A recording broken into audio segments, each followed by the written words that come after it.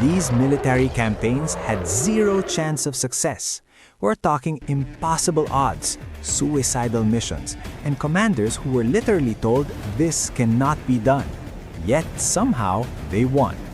From one general who crossed the Alps with elephants, to 6 soldiers who captured an entire city, to an admiral who fought 133 ships with only 12, these are the impossible military campaigns that actually succeeded.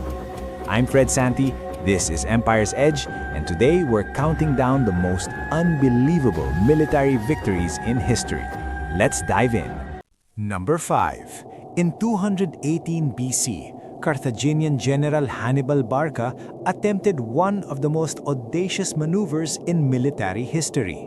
With 38,000 infantry, 8,000 cavalry, and 37 war elephants, he crossed the mighty Alps in only 16 days to attack Rome from the north. Think about this for a second. Elephants in the Alps in winter. His own generals told him it was impossible. The terrain was brutal, freezing temperatures, hostile tribes, avalanches. By the time he reached Italy, he'd lost nearly half his army and most of his elephants. But here's the thing. Rome never expected an attack from the north. They thought the Alps were defense enough. Hannibal's surprise was so complete that when he descended into Italy with those surviving elephants, it sent shockwaves through the Roman Republic. This wasn't just a military campaign, it was psychological warfare on a massive scale. Did it work? Well, Hannibal would go on to win the Battle of Cannae with one of history's greatest tactical victories. But that's a story for another video. Number 4. May 1940. Over 338,000 Allied soldiers are trapped on the beaches of Dunkirk, France. The German army is closing in. The British Expeditionary Force faces complete annihilation. Everyone expects total defeat. Operation Dynamo, the evacuation codename, seemed impossible. You had to funnel hundreds of thousands of soldiers from beaches into ships while the Luftwaffe bombed them and the Wehrmacht advanced. The British Admiralty estimated they might save 30,000 men, maybe 45,000 if they were lucky. But then, something extraordinary happened. The little ships, civilian fishing boats, pleasure craft, even lifeboats crossed the English Channel to help.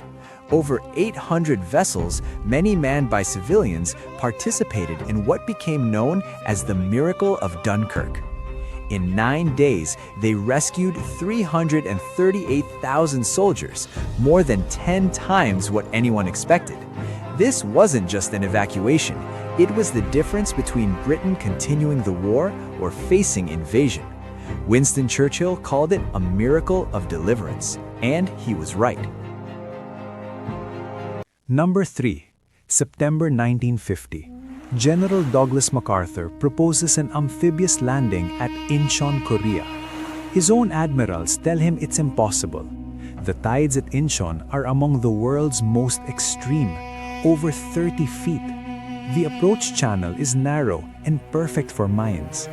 The landing would have to happen in just a 2-hour window. Chief of Naval Operations Admiral Sherman said it perfectly. If every possible geographical and naval handicap were listed, Incheon has them all. The odds of success? One general called it a 45,000 to 1 shot. But MacArthur saw something others didn't. He told his critics, "The very arguments you have made as to the impracticabilities will ensure me the element of surprise. The enemy will reason that no one would be so brash to make such an attempt."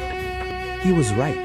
On September 15, 1950, 71,000 UN forces landed at Incheon. The North Koreans were caught completely off guard. In just 2 weeks, MacArthur's forces captured 130,000 prisoners, retook Seoul, and completely reversed the course of the Korean War. Admiral Bull Halsey later called it the most masterly and audacious strategic stroke in all history. Number 2. October 1597. Korean Admiral Yi Sun-sin has a problem. Thanks to a Japanese double agent's plot, he's been arrested, tortured, and demoted.